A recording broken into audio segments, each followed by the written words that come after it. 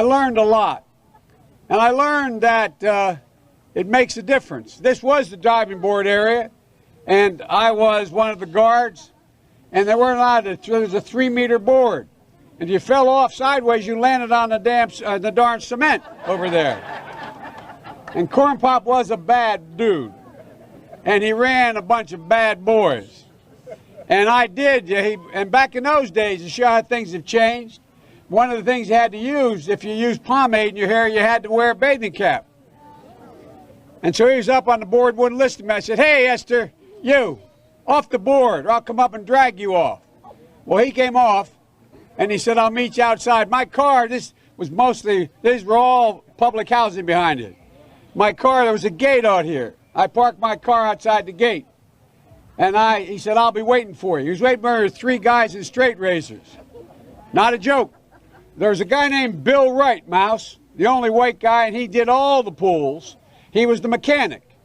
And I said, "What am I going to do?" He said, "Come down here in the basement where all the pool filter is.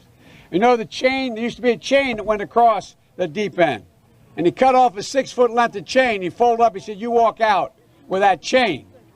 And you walk to the car and say, 'You may cut me, man, but I'm going to wrap this chain around your head.'" I said, "You kidding me?"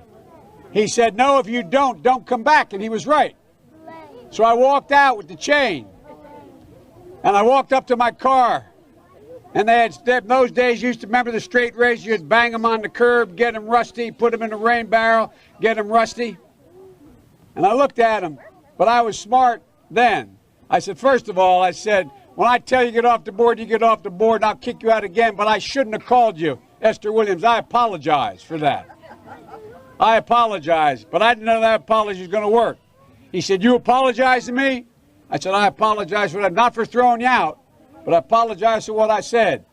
He said, "Okay," closed the straight razor, and my heart began to beat again.